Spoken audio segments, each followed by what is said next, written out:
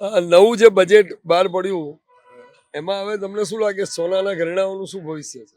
સોનાના ઘરેણાનો ભાવ જે અત્યારે છે સારો ઘટ્યો છે. પ્લસ ગોલ્ડનો ભાવ નથી ઘટ્યો, પણ સરકાર જે ડ્યુટી ઓછી કરી છે એટલે સરકારની આવક ઓછી કરી છે.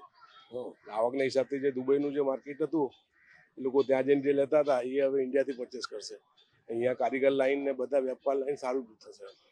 એટલે અહીંથી સોનું ખરીદવું ફાયદાકારક રહેશે. હા, હવે સોનું અહીંયાથી હવે દુબઈથી લેવાનો કોઈ મતલબ નથી. દુબઈથી લાવશે નહીં હવે કોઈ મતલબ નથી ને, કારણ કે દુબઈથી લોકો લાવતા હતા જેમ તેમ વગર ચોઈસ ખાલી ભાવના ફાયદાના હિસાબથી લાવતા હતા.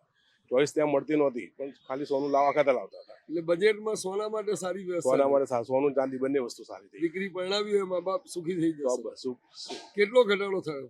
લગભગ 5 થી 6 હજાર 6,000નો ઘટાડો થયો. બીજી શું આશા રાખી હતી ગુજરાતે બજેટ માટે?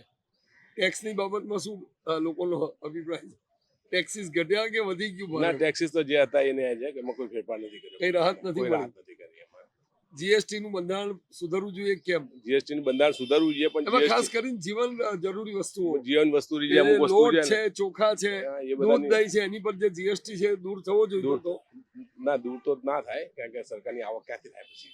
આ તો માણસનો લાઈફ સેવિંગ વસ્તુ છે ને. હા, એ તો હવે જરૂર સરકારની આવક ઉપર ડિપેન્ડ છે. સરકાર જેટલું કરી શકે એટલું કરી શકે, એ સરકારે વિચારવાનું છે, એમની દ્રષ્ટિ ઉપર ઓવરઓલ ડિપેન્ડ. ગુજરાતને જે મળ્યું એના કરતા બિહાર અને ચંદ્રબાબુ વધારે મળ્યું. આ વધારે તો પ્રોજેક્ટ મળ્યા, 2 પ્રોજેક્ટ વધારે મળ્યા, ડિક્લેર થયા. બાકી અંદર કાને તો કેટલા મળતા હોય કોને ખબર પડે. મેં તો કહું છું કે આ તો આપણે તો 25 સીટો આપી, છતાંય ગુજરાતનો તો અન્યાય થયો. ગુજરાતને કઈ સીટ મળી જ નથી. ગુજરાત પર ધ્યાન જ નથી અપાયું.